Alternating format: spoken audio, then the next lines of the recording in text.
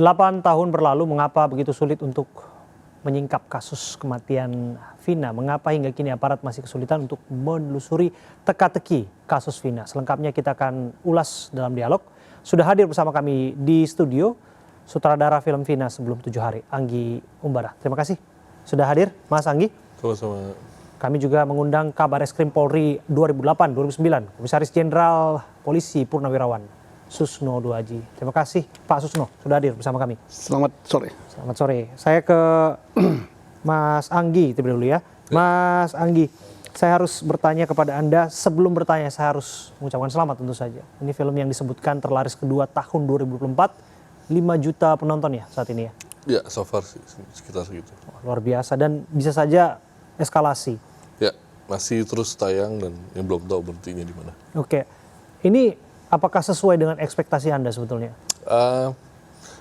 Untuk sutradara sih kita nggak punya ekspektasi ya tentang angka gitu. Itu kita serahkan ke masyarakat aja gitu kan. Yang punya target biasanya produser gitu. Tapi sama sekali nggak expect apa-apa sih. Jadi pas lagi emang ternyata meledak ya bersyukur aja. Oke, business wise everything's good, everything's fine ya.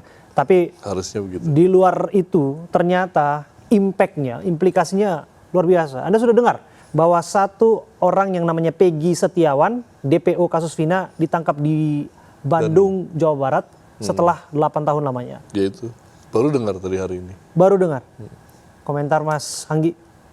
Ya pastinya senang lah, alhamdulillah gitu kan bisa akhirnya ditangkap gitu kan setelah 8 tahun dan yang mudah-mudahan nggak salah tangkap dan kalaupun benar itu pelakunya ya dikenai hukuman dengan seadil-adilnya tanpa mengurangi dan menambahkan ya harus adil tepat sasaran. Kenapa ada ungkapan mudah-mudahan nggak salah tangkap Mas Anggi?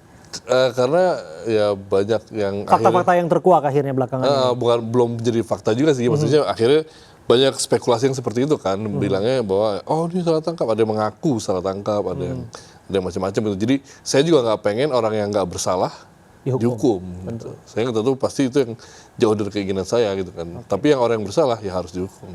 Oke, saya harus kembali mengulik bagaimana Anda punya inspirasi untuk mengangkat film ini. Apakah semata-mata karena saya tahu Mas Anggi ini kan memang genre yang digeluti horor ya? Terakhir ini banyak horor sih. Betul. Karena memang lagi market. Sisa Neraka 2023 terakhir ya, sebelum film ini. Ada Sisa Neraka 2003, bulan Februari ada judulnya Mungkar. Oke. Tentang santriwati yang dibully di pesantren. Oke, sampai pada akhirnya ada kegundahan bahwa ada persoalan hukum yang belum dituntaskan dan dikemas dalam bentuk film yang luar biasa, menarik perhatian publik dan mengungkapkan fakta-fakta mengejutkan. Iya. Ya, jadi bisa cerita sedikit mengenai ini Mas Anggi?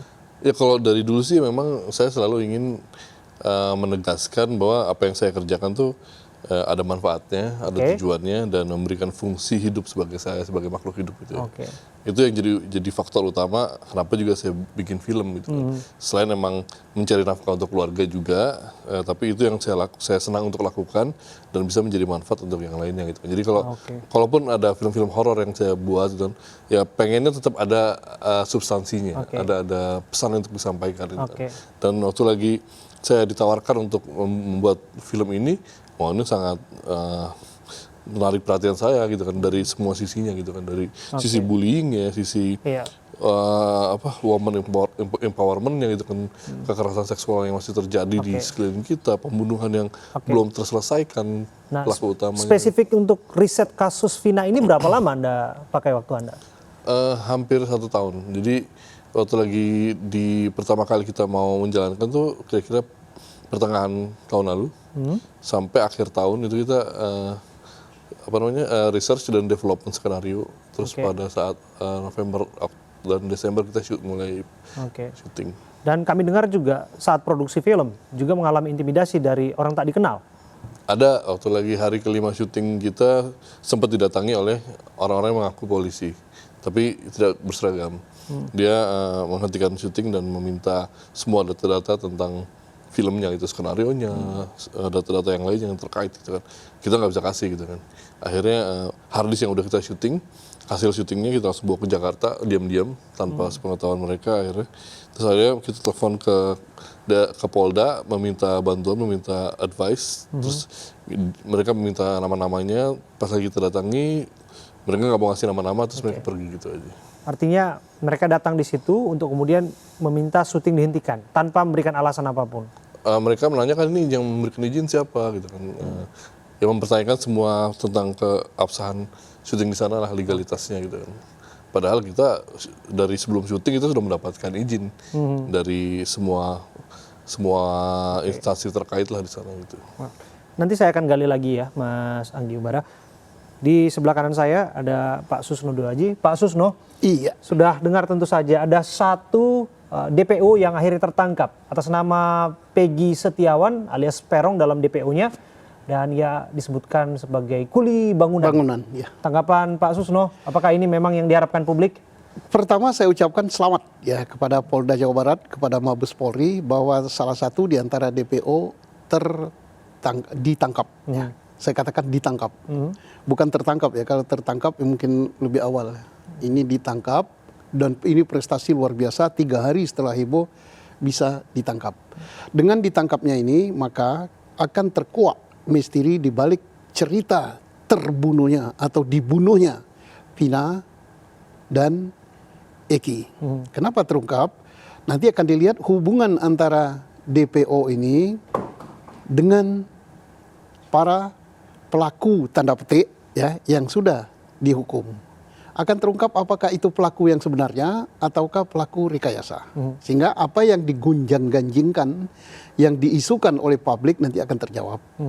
Kemudian akan terjawab juga apakah 3 DPO yang sampai sekarang baru tertangkap 1 orang ini tidak tertangkapnya itu karena memang sengaja tidak ditangkap atau karena hebatnya mereka sehingga tidak tertangkap.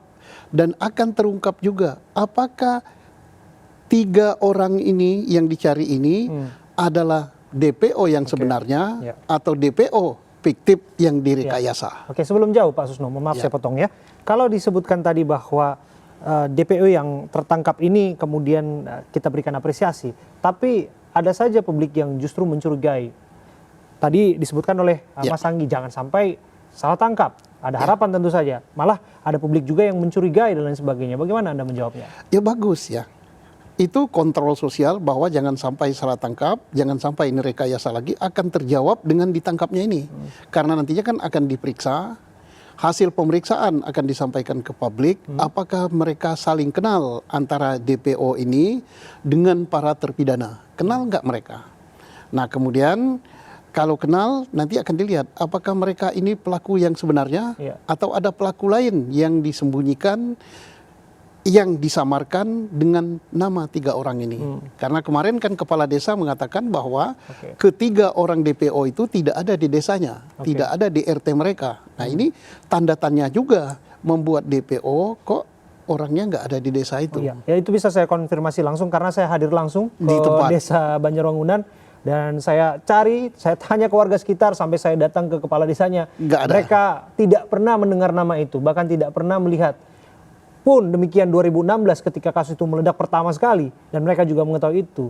Tidak pernah ada desas-desus yang terkait dengan desa mereka. Ini bagus sekali. Ini koreksi. Saya salut kepada Mabes Polri yang telah mengadakan examination terhadap kasus ini, mengaudit kasus ini untuk perbaikan ke dalam. Nantinya akan terjawab. Kalau tidak ada warga desa itu bernama itu kok dijadikan DPO, maka akan timbul pertanyaan siapa yang menjadikan dia DPO? Atas dasar apa menjadikan DPO?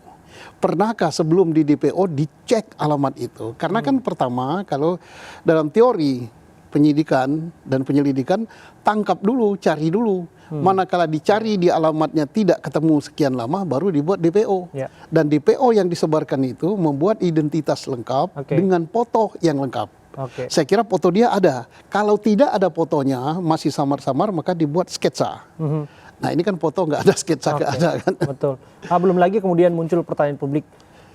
Anda adalah seorang reserse yang malang melintang di bidang Anda, Pak Susno. Apa kemudian yang membuat seorang reserse begitu sulit untuk menangkap seorang yang berprofesi disebutkan sebagai kuli bangunan? Butuh waktu 8 tahun lamanya.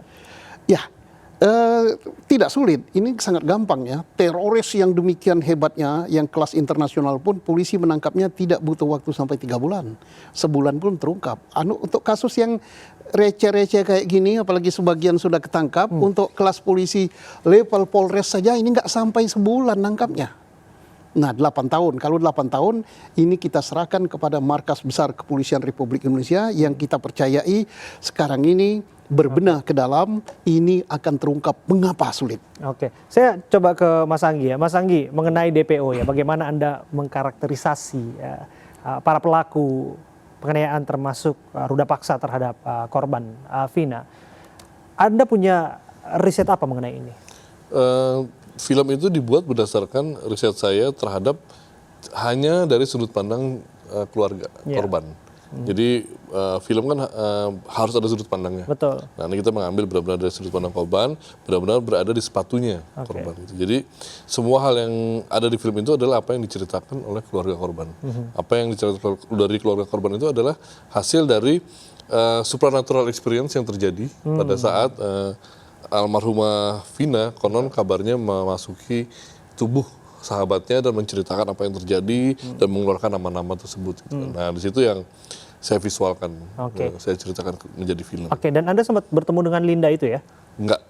Sampai sekarang pun saya nggak tahu keberadaannya di mana, bentuknya seperti apa, keluarga pun nggak tahu dia ada di mana dan udah lost contact. Ya, jangankan Anda, kita juga butuh effort, butuh upaya untuk menemui yang namanya Linda, temannya. Semoga saja kemudian menyampaikan sesuatu yang barangkali berguna untuk pengungkapan kasus ini. Saya nanti akan berdialog lagi, Bapak-bapak, kita harus break sejenak. Kami akan kembali dalam The Prime Show saat lagi untuk Anda.